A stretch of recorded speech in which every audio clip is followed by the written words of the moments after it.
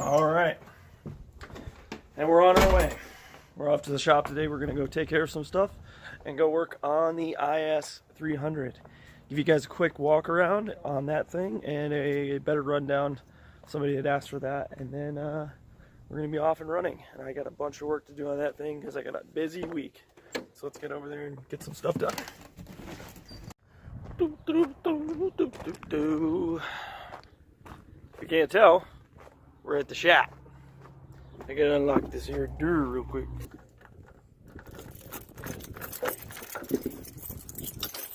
Oh, this place is a mess.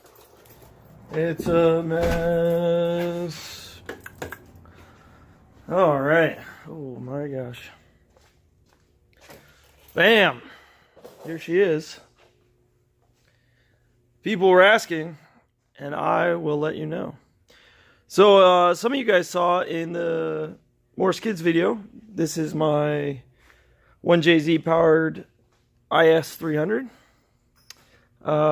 This is a battle hardened chassis. My good buddy ran this in Pro-Am, and it's had a rough life. As you can tell, the rear quarter is pretty botched.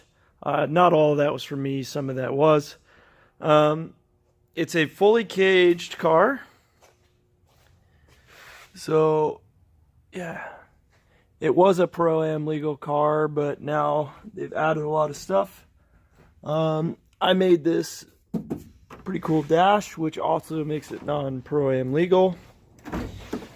Let's see. You got the old Nardi steering wheel, two Sparco buckets, and two Sparco 4-point seat belts. It's got a full dick shifter and Willwood e-brake setup, which is super great.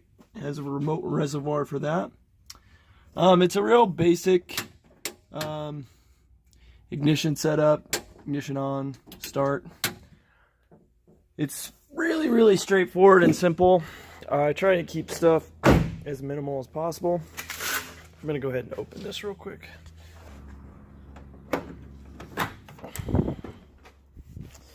So it is a full tubed rear end. He actually went ahead and did this. I didn't do this, but it is actually pretty sweet. It has tubes that go up to the rear bumper support and everything like that. We have a totally oversized fuel cell in here. We don't fill this up normally. We leave it about halfway. It is unbaffled.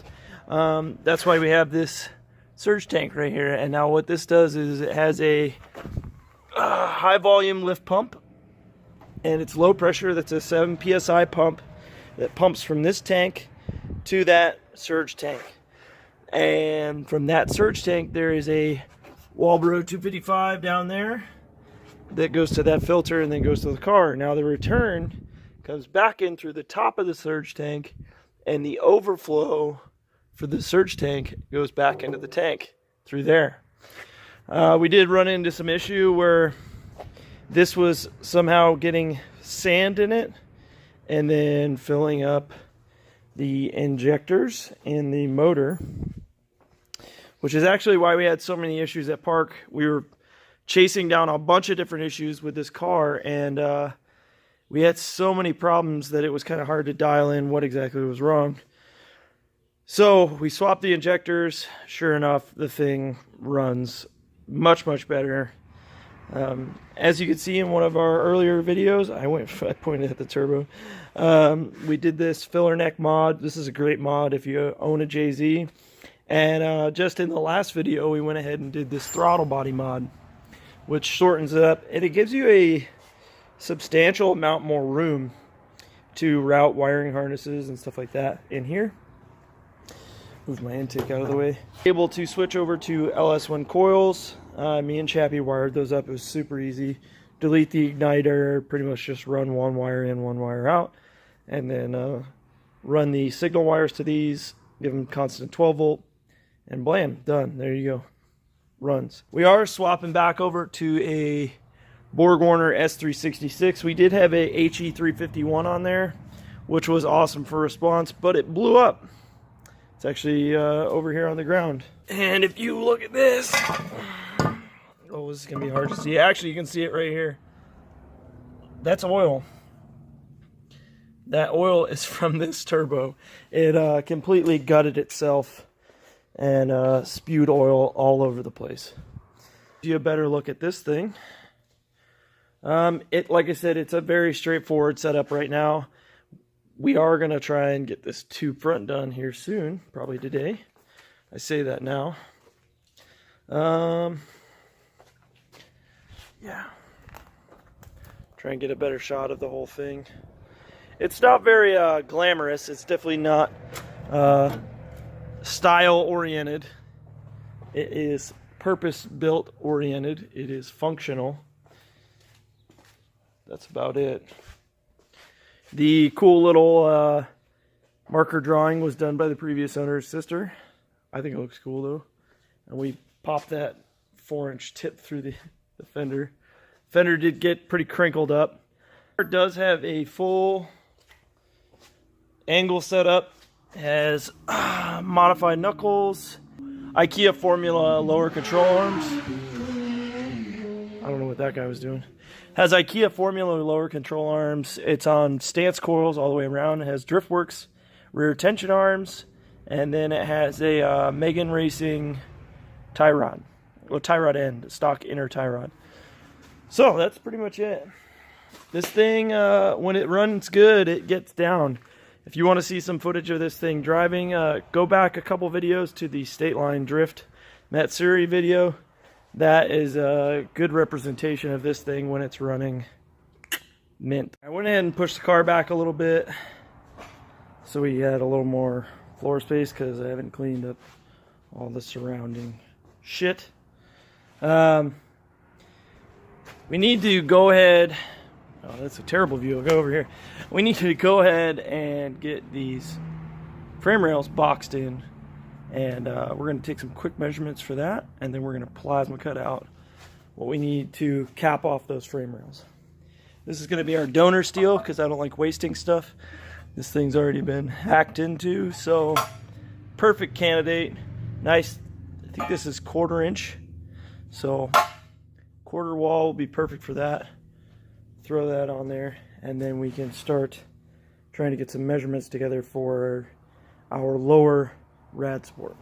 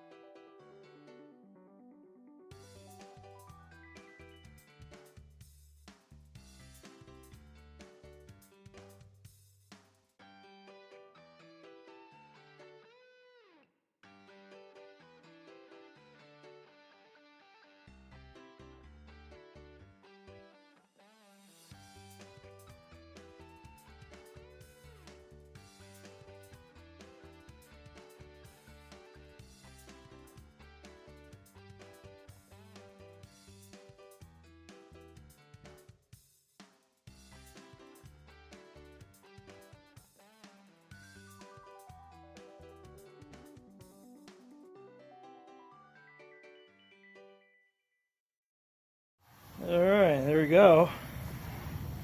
Now I did mismeasure this, and then I didn't clean this or that. So, yeah, not gonna look great. I'm probably gonna grind that off and weld over it again, cause frame rails suck to weld on. They're covered in oil, and I didn't clean them, and I don't actually care. Sometimes when you do stuff like this, it's all about progressing. If you take 5 years to clean off that material, yeah, it'll get done. Would it look that much better? Not on a car. Probably not. So you just got to keep moving. And for the sake of that, you'll notice that I left a big gap on the bottom of that plate. It's also because I don't care. I'm going to get this thing done, and getting it done, sometimes you gotta cut some corners. And it's my own shit, so my decision, my car, my job. Anyway, moving on. Now we can get some measurements done for the lower rad support and try and figure out how big of a hoop we're going to use for that lower rad support and how we're going to mount the radiator. So let's keep going. All right, somehow throughout that whole filming period, the last two shots that I just shot, a long ass time lapse, and the previous shot don't exist. So blame the camera, not me. I'm going to take you through what I went ahead and did from the last shot where we hadn't even bent a hoop yet to where we're at right now. All right, here it is. So instead of bending a hoop down and around, I was getting resourceful, and I found this piece of tube already bent down. So I went ahead and just used that. I ended up 45ing the ends, using the remainders off that tube to get me almost all the way, and then using a drop piece of tube to finish it off. And it's the exact same thing over here. Also, I went ahead and welded these tabs to secure the intercooler and my little reservoir overflow on either side.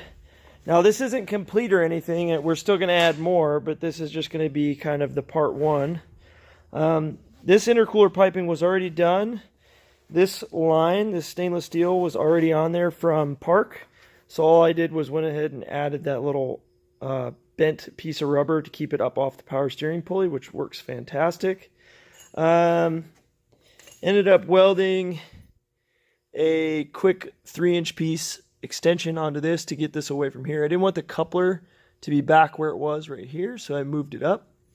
We did end up using a 90 because the S366 has a 3-inch outlet, and rather than re-welding another turbo housing, I just went ahead and used a 90.